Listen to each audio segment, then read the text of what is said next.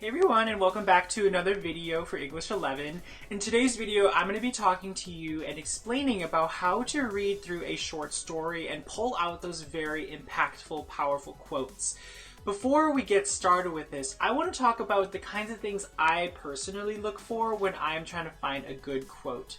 One of the first things and one of the biggest things I usually try to think of is I try to think of what would I personally post on an Instagram post or a social media post. That's always what I try to imagine. Like, would this quote be something that someone reads and is like, wow, that is such a motivational or such an inspiring or such a, creative quote to use? That is always what I try to think of.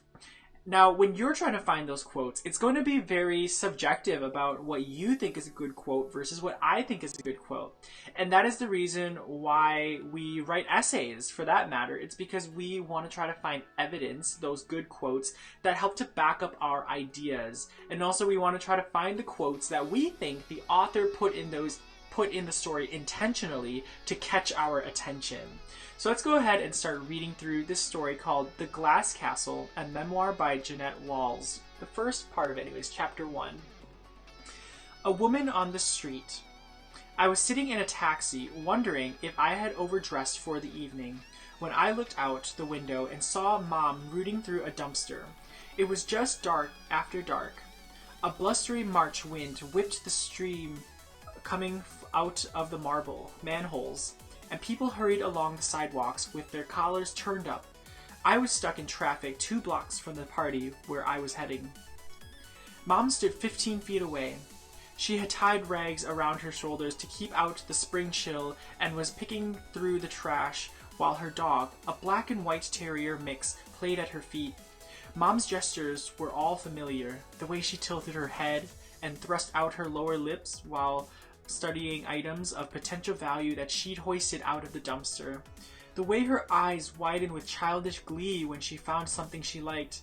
Her long hair was streaked with gray, tangled and matted, and her eyes had sunk deep into their sockets. But still, she reminded me of the mom she'd been when I was a kid, swan diving off cliffs and painting in the desert and reading Shakespeare aloud.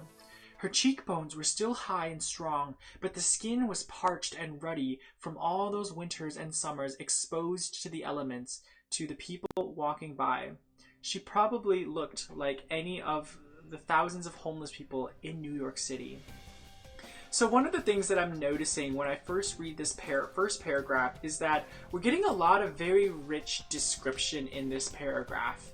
Now, I don't necessarily think anything in here was quite quotable for me, but who knows? I might come back to this later and I might think to myself, there was actually quite a lot in there in terms of just, really good description. So I'm just going to actually leave a little note to myself.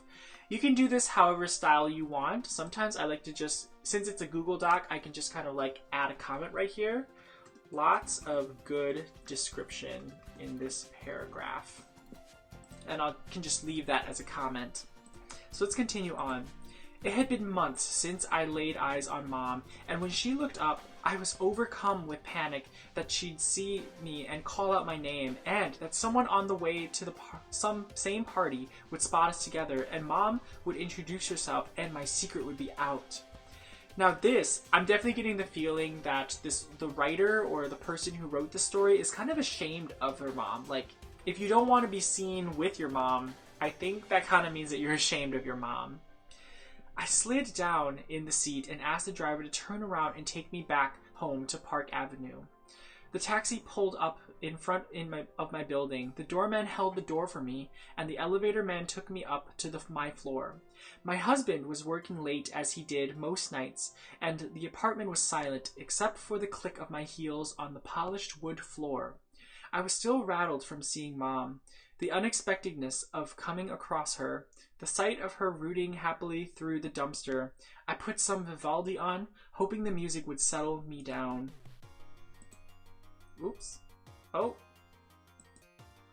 my, getting some glitching right there. Hold on. Sorry about that. Zoom was randomly open and up right there. I looked around the room There were a turn-of-the-century bronze and silver vases, and the old books with worn leather spines that I'd collected at flea markets. There were the Georgian maps I had framed, the Persian rugs, and the overstuffed leather armchair I liked to sink into at the end of the day. I'd tried to make a home for myself here, tried to turn the apartment into the sort of place where the person I wanted to be would live.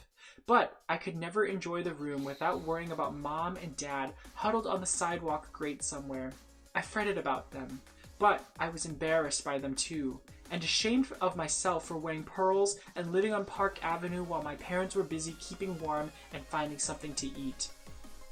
Okay, in this paragraph, we're again getting some really good description, but something that is kind of sticking out to me personally is right here where she said, I tried to make a home for myself here, tried to turn the apartment into a sort of place where the person I wanted to be would live.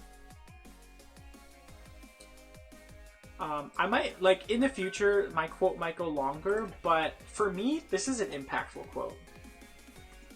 Because that's a feeling that I've had before where, like, you know, you kind of have that feeling of that you don't quite belong no matter how hard you try to make yourself belong. But there's always just kind of that, like, secret voice in the back of your head saying, like, you don't belong here. That's something that I personally relate to, so I think that might be a quote that I personally pull out of here. What could I do? I tried to help them countless times, but Dad would insist they didn't need anything, and Mom would ask for something silly like a perfume atomizer or a membership in a health club. They said they were living the way they wanted to. After ducking down in the taxi so Mom wouldn't see me, I hated myself. Hated my antiques, my clothes, and my apartment.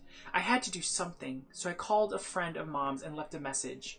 It was our system of staying in touch. It always took Mom a few days to get back to me, but when I heard from her, she sounded, as always, cheerful and casual, as though we'd had lunch the day before.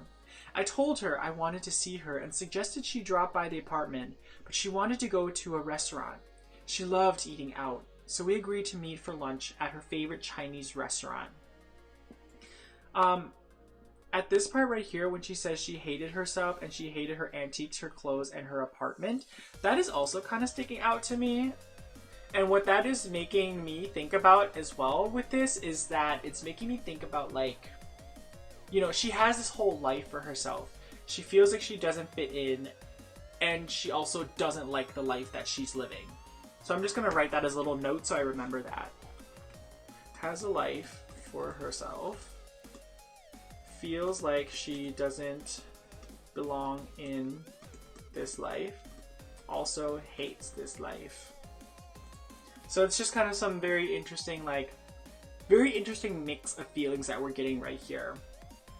Alright, I think that's going to be the last quote that I pull out of this as an example, but I hope you kind of get the idea. Now I'm just going to read through the rest of it so you can continue to hear it and you can use it as kind of like an audio reading also. Mom was sitting at a booth studying the menu when I arrived. She'd made an effort to fix herself up. She wore a bulky gray sweater with only a few light stains and black leather men's shoes. She'd washed her face, but her neck and temples were still dark with grime. She waved enthusiastically when she saw me. "It's my baby girl!" she called out. I kissed her cheek. Mom had dumped all the plastic packets of soy sauce and duck sauce and hot and spicy mustard from the table into her purse. Now she emptied a wooden bowl of dried noodles into it as well. "A little snack for later on," she explained. We ordered. Mom chose the seafood delight. "You know how I love my seafood delight," she said. She started talking about Picasso. She'd seen a retrospective of his work and decided he was hugely overrated. All the Cubist stuff was gimmicky, as far as she was concerned. He hadn't really done anything worthwhile after his Rose period. "I'm worried about you," I said. "Tell me, what can I do to help?" Her smile faded. "What makes you think I need your help?" "I'm not rich," I said, "but I have money. Tell me what it is you need." She said, thought for a moment. "I could use an electrolysis treatment." "Be serious." "I am serious. If a woman looks good, she feels good." "Come on, Mom." I felt my shoulders tightening up, the way they invariably did during those conversations.